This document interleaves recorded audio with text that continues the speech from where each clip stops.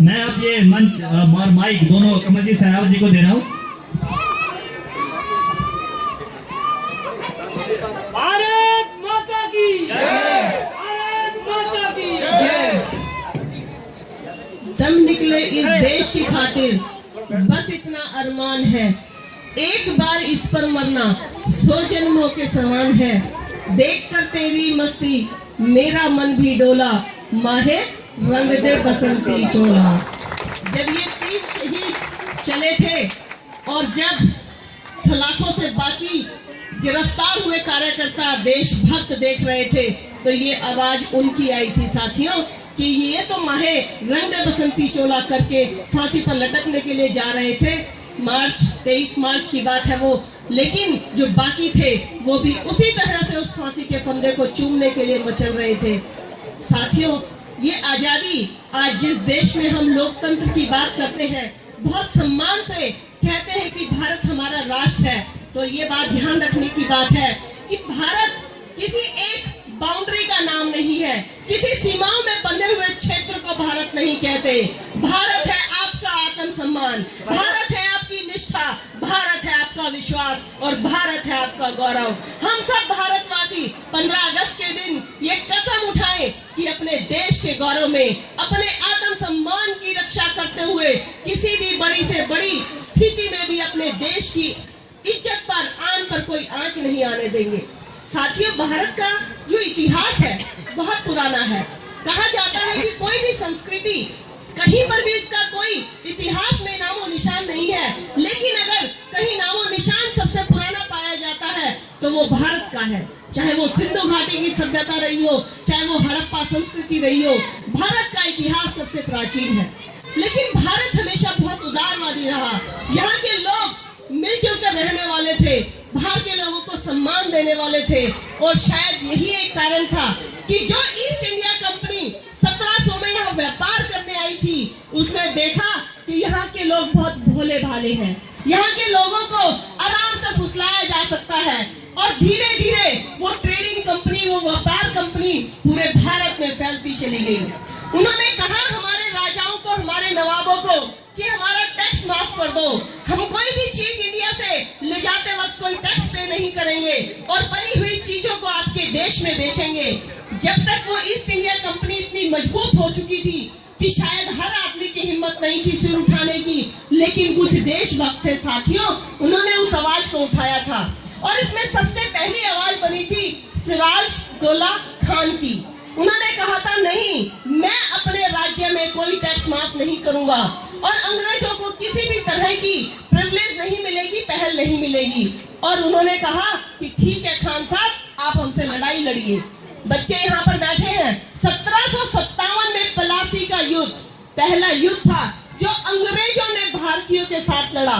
इससे पहले वो सिर्फ एक ट्रेडिंग कंपनी थी, व्यापार करने वाले लोग थे, लेकिन इस युद्ध से उन्होंने पहली बार भारत को आक्रमण किया और भारत की इज्जत पर हमला किया। साथियों, ये लड़ाई हम हारे, लेकिन ये लड़ाई हम इसलिए नहीं हारे कि सिराजुद्दौला की मेहनत में कमी थी, इच्छा में कमी थी। वो लड़ाई हम हारे 2 व्यक्तियों की वजह से। एक थे मीर जाफर और दूसरे थे सेठ जगत। मीर जाफर उनके कमांडर इन चीफ थे। कमांडर इन चीफ ने कहा कि मैं अंग्रेजों के खिलाफ लड़ाई नहीं लड़ूंगा।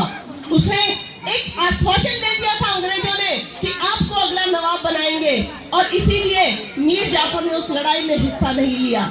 बिना सेना के कैसी लड़ाई होती, और फिर अगर लड़ाई लड़नी भी पड़ती, नए सैनिक भी लाए जाते, नए हथियार भी लाए जाते, तो उसके लिए पैसे की जरूरत थी। उस समय जगत सेठ भारत के एक बहुत बड़े, आप कह सकते हैं महाजन थे। उनको कहा गया कि आप हमें मदद कीजिए, लेकिन जगत सेठ को अंग्रेजों ने कहा कि हम आपको किसी रियासत में हिस्सेदार बना देंगे, और जगत सेठ ने भी सिराजदौला को कोई मदद नहीं की। सिराजदौला हार गई। यहाँ से अंग्रेजों के हौसले ऊपर हुए थे और यहाँ से उन्होंने पूरे भारत में अपना राजनीतिक साम्राज्य जमाया था। ये हमारी फूट थी साथियों, ये हमारा लालच था, ये अपनेपन की कमी थी जो अंग्रेज 15,000 मील से आकर भारत में अपना राज्य स्थापित कर गए। लेकिन इस स्थापित राज्य को बार बार आवाज उठाई गई, बार बार कहा गया, लेकिन पहली लड़ाई इस साम्राज्य के खिलाफ अगर किसी ने लड़ी तो आपको एक नाम ध्यान होगा, मंगल पांडे। 1857 में उसने 2 अंग्रेजों के ऊपर गोली चलाई। 28 मार्च को गोली चलाई थी साथियों, और 8 अप्रैल को उन्हें फांसी पर लटका दिया गया।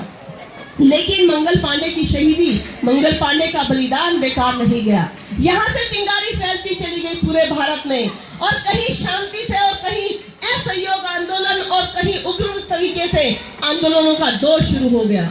2 तरह की धाराएं चली हैं, एक नरम दल और एक गरम दल। नरम दल ने सत्याग्रह किया हुआ, उसके बाद बाइकआउट किया, स्वदेशी अपनाओ, ये सारे आंदोलन चले। लेकिन हमें भूलना नहीं चाहिए जिनकी फोटो यहाँ पीछे लगी हुई है, ये 3 भगत सिंह, सुखदेव, राजगुरु, इन्होंने जाकर असेंबली में बम फेंका था। ये भाग सकते थे साथियों, लेकिन इन्हें इस चिंगारी को फैलाना था, इसलिए ये भागे नहीं और वही खड़े होकर इनकलाब जिंदाबाद और भारत माता की जय के नारे लगाते रहे।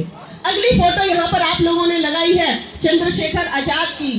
चंद्रशेखर आजाद और अशफाक उल्लाह खान, ये दोनों काकोरी कांड में साथी थे।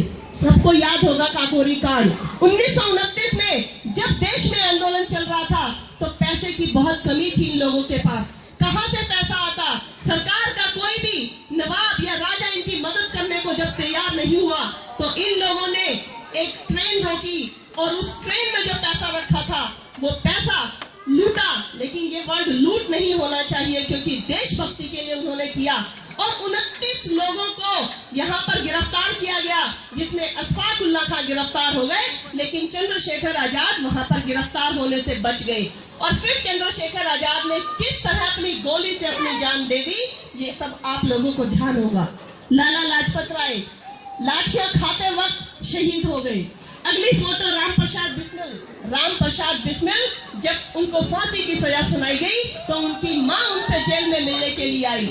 जब उनकी माँ मिलने के लिए आई तो बिस्मिल की आंखों में पानी आ गया। माँ ने कहा, बेटा तूने मेरा सिर नीचा कर दिया, तूने तो मेरी लाज नहीं रखी, तू मौत से डर गया, तेरी आंखों में पानी आ गया। तो बिस्मिल ने कहा, नहीं माँ, तेरा बेटा मौत से नहीं डरा, लेकिन मैं इस बात